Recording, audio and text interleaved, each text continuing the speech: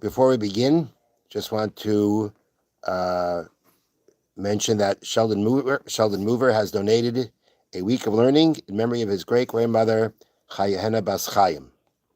Her yard site was yesterday. In the Shama Shavan Aliyah. Okay, Mishna Daled.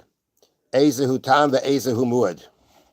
Which animal is a tam and which animal is a muad? Now, this was, if you remember, the previous Mishnah had a list of 5 muadin, and one of them was a animal that started as a tam, and we'll be dealing with the damaging of keren damage of keren of horn, where the animal gores or damages intentionally, which is considered unusual. The first 3 times it does it, the owner of the animal pays chatzi nezek, half nezek, and after he's warned for the 3 times that the animal did it, and then the animal does it a 4th time, then it becomes a muad. Then it's considered normal for it to do it, and the responsibility is full damages. So now the Mishnah says, which animal is a tam, meaning which animal do we consider it unusual for him to gore to inflict damage or injury on an animal or person, ve'ezehu muad, and what's considered muad? What's considered an animal that has now developed that habit? So the answer is muad. An animal would be considered a muad, kol she'idu bo shloisha yamim, where they warn the owner about the damage that the animal did through 3 days. Now again, we're talking about keren, talking about the damaging of keren, the damage of goring, which we say again is not normal until it does it a certain amount of times.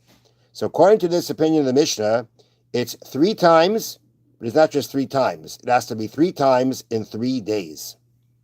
And as the Mishnah says, kol she'idu bay, they warned the owner. He'ida means to warn. Wherever they warned the owner about the animal that it gored, other animal, other people, 3 days. Okay, so again, it's not, if 3 times in 1 day will not be considered a muad. It has to be 3 times spread out in 3 days. So the tam, and now, how does an animal that was a muad revert back to being a tam? How do we say that somehow or another it has, it's abandoned that manner of behavior and gone back to its original, or I'll call it normal behavior of not goring? The answer is v'tam mishayach sabay shleisha yamim.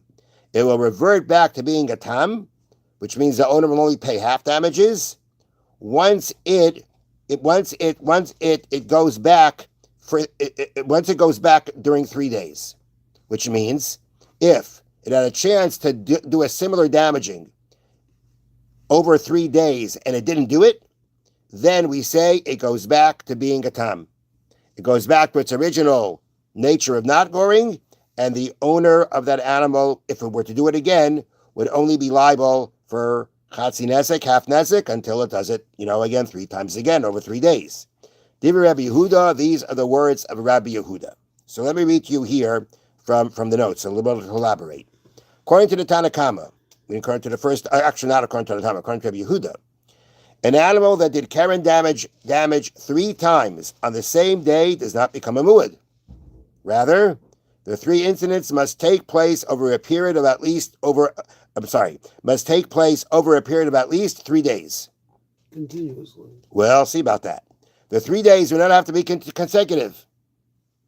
For example, if it did keren damage on Sunday, Wednesday, and Thursday, it becomes a muad. However, the 3 days must not be separated by a day in which it had an opportunity to do keren damage but failed to act.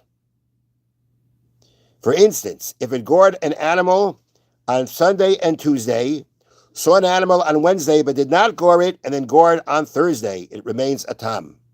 Meaning it's 3 days. It doesn't have to be 3 consecutive days, but it has to be 3 days in which it did not have the opportunity to gore and didn't do so. Meaning if you have a day where it didn't see any animals and didn't have the opportunity to gore, then the development of its nature to gore, to damage, is going to continue. But if you had a day in between where the animal could have gored and didn't, then the clock starts again. You start counting again. Okay, now that's the part according to become a muad. And how does it now go back to being a tam? That is, it saw animals on 3 days and not gore them. That, according to Rabbi Yehuda, it says it's no more muad, goes back to being a tam. That's Rabbi Yehuda. Rabbi Meir Omer, muad sheyidu bo shloisha pamim. Muad means they warned the owner for the 3 times that the animal gored. That means it could happen in 1 day. If it's 3 times, then that is enough, and the owner was warned.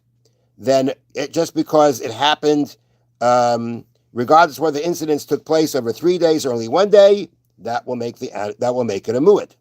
So I'm going to read to you again here from the notes. Rameir holds that if an animal can become a muad by goring 3 times on different days, it can certainly become a muad by goring 3 times on the same day, because the more frequently it attacks, the more dangerous it is.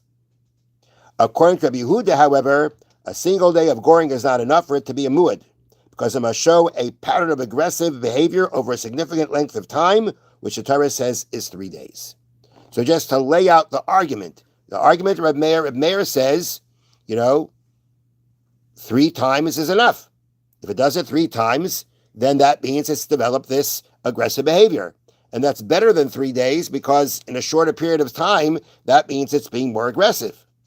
While Rabbi Yehuda says no. Rabbi Yehuda says the pattern of aggressiveness has to not just to be, like, so to speak, in one spurt of time. It's got to be over a certain amount of time to tell us that it's developed this pattern, this new behavior. And therefore, Rabbi Yehuda says it has to be 3 days. But again, Rabbi Meir says, muad she'idu shloisha pamim. Muad, the animal becomes muad when they warned the owner about him for the 3 times that it gored. Vitam, now how does it revert back to being a tam? That means that children touch it, not just touch it, but mashmash means they touch it. But they add here and they pull it, kind of annoy it. They annoy it. And nonetheless, it doesn't gore them. That, according to Reb Meir, is enough to say that it's back to being a tam. So I'm reading to you again here from the bottom. Reb Meir holds that holding back from attacking animals for 3 days when it has the chance is not enough reason for an animal to change back from a muad to a tam. Not enough. Just because of the opportunity to do what it didn't do, meaning after it's developed, it's become a muad, it's developed the aggressive behavior, to say, well, why wasn't it aggressive? It became aggressive for 3 times. We should say that if it's not aggressive, it has the opportunity to be aggressive, and it's not aggressive 3 times, that should tell us it's not muad anymore. Rameir says, no, that's not enough. You need something more. The only way for it to become a tam again is by not goring children who touch and pull it. Then Reb Meir holds that's enough of a proof that it has abandoned that aggressive behavior, and it goes back to being a tam. Have a wonderful day. Thank you, Rabbi. Could this be a sickness, maybe a sickness on the part of the animal?